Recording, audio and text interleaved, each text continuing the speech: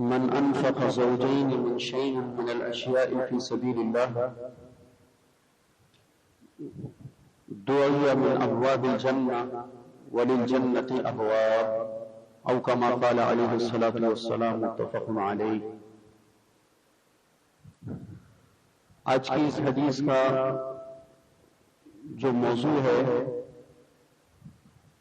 وہ یہ ہے کہ آدمی اللہ تعالیٰ کی راہ میں جب بھی خرچ کرے اور جو چیز بھی خرچ کرے تو اس میں اس بات کا بہت خیال کرے کہ وہ خرچ جوڑا جوڑا ہونا چاہیے.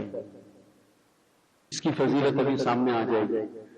اللہ کے راستے میں کسی بھی چیز کو جوڑا جوڑا خرچ کرنے کی خوبی اور فضیلت کیا ہے؟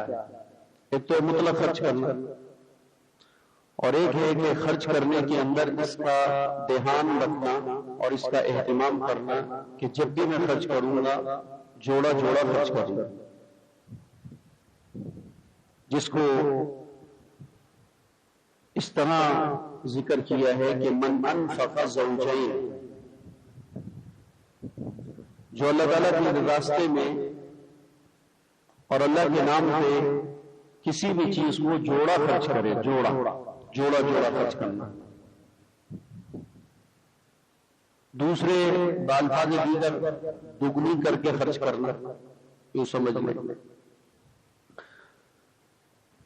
تو جو آدمی اللہ کے راستے میں جوڑا جوڑا خرچ کرے گا اس کو اللہ تعالیٰ کی طرف سے یہ انعام ملے گا کہ قیامت کے دن جب لوگ جنت میں جا رہے ہوں گے تو جنت کے اللہ تعالیٰ نے، جنت تو ایک ہے لیکن اس کے دروازے 8 بنائے، جیسا کہ جہنم ایک ہے اور اس کے دروازے 7 بنائے ہیں. لہا 7 ابواب لکل باب منہم جزء مقسوم. جہنم کے 7 دروازے ہیں اور جنت کے بولو بھائی 8 دروازے ہیں. جہنم کے 7 رکھے ہیں اور جنت کے 8 رکھے ہیں. ایک دروازہ جنت کا بڑھا کے کیوں رکھا ہے، اس کی وجہ کیا ہے؟ تو آپ میں سے بھی بتائیں مجھے کہ ذہن میں آپ کے کیا اس کی وجہ سمجھ میں آتی ہے؟ جہنم کے دروازے 7 اور جنت کے 8، ایک دروازہ بنانے میں کیا حکمت ہے؟ جی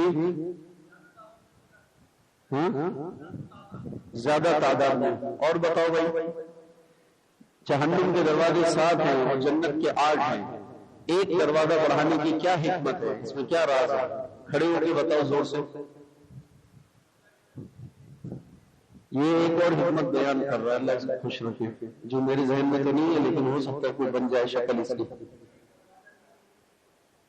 ذاکرین کے لیے مقصود تو الگ بات ہے. یہ کہہ رہے ہیں کہ اللہ تعالیٰ اصل میں اغیار سے، غیروں سے ہمیں ممتاز رکھنا چاہتے ہیں. تو چونکہ جہنم میں جانے والے کافر ہوں گے اور جنت میں جانے والے مسلمان ہوں گے تو لہٰذا ان کو 7 دروازوں سے بھیجا جائے گا اور ہم کو. اچھی سی بات ہے، بات پڑھی نہیں کہیں لیکن بات اچھی ہے. تو بتاؤ اور بتاؤ، شاید کسی کے ذہن کے اندر اس کی صحیح توجہ آ جائے.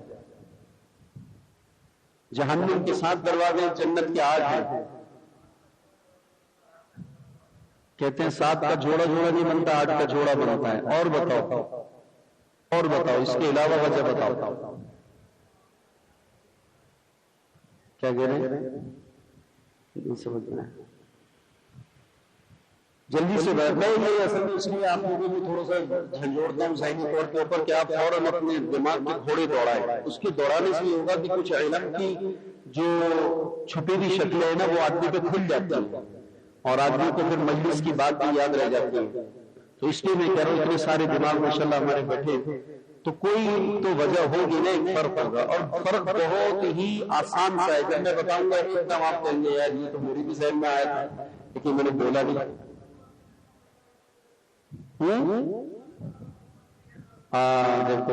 شریعت نے بالکل ٹھیک بتایا. بھائیو، اللہ پاک کی رحمت اللہ کے غصے پر، اللہ کی رحمت اللہ کے غصے پر حدیث میں آتا ہے نا کہ حضور صلی اللہ علیہ وسلم عرش پر گئے تو اس عرش کے اوپر اللہ کے پیارے نبی نے کچھ تختیاں لکھی ہوئی دیکھی، تو اس میں ایک تختی یہ لکھی ہوئی تھی کہ ان رحمتی غلبت غضبی، کہ لوگوں میرا جو رحمت ہے نا وہ میرے غصے سے آگے ہے، ان رحمتی غلبت غضبی، میرے غصے سے میری رحمت زیادہ ہے۔ اللہ تعالیٰ کی دو صفات ہیں، ایک صفات جمالیہ ہیں اور ایک صفات جلالیہ ہے، صفات جمالیہ اور صفات جلالیہ۔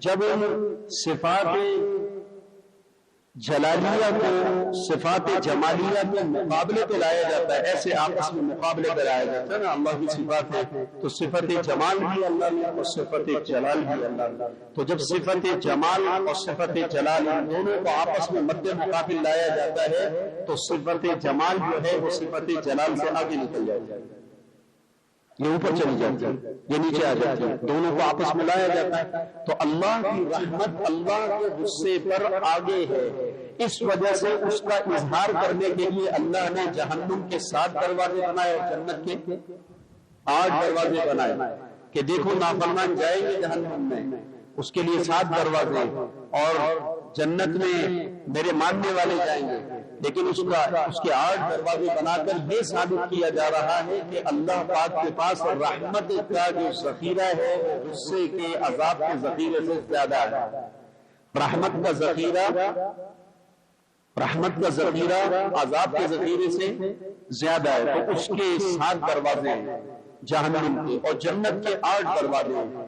اب آ جائیے اپنے اصل مدعا کے اوپر، من انفق زوجین فی سبیل اللہ، من انفق زوجین من شیء من الاشیاء فی سبیل اللہ دعی من ابواب الجنہ وللجنۃ ابواب، جو اللہ تعالیٰ کے نام کے اوپر جوڑا جوڑا خرچ کرے گا تو جنت کے ہر دروازے سے قیامت کے دن اس کو پکارا جائے گا کہ او اللہ کے نام پر جوڑا خرچ کرنے والے، تو ہمارے اندر سے جنت میں داخل ہو جائے گا۔ جنت کے ہر دروازے سے اس کو پکار آئے گی، یعنی جنت کے دروازے پر خازن ہوگا رضوان جنت، وہ اس جنت کے دروازے پر اس کو دیکھتے ہی کہے گا ارے بھائی اللہ تجھے خوش رکھے، السلام علیکم، یہاں سے آپ تشریف لے آئیں جنت میں۔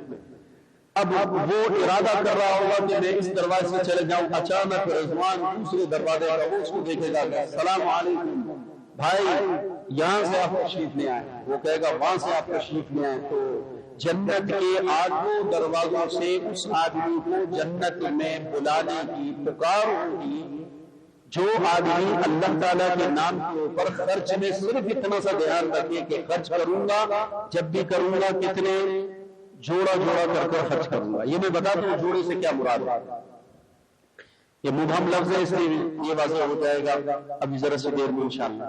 تو جوڑا جوڑا خرچ کروں گا، تو اس کو جنت کے ہر دروازے سے بلایا جائے گا، اور جنت کے حضور نے فرمایا جنت کا پھر ایک دروازہ نہیں، جنت کے بہت سارے دروازے، لہا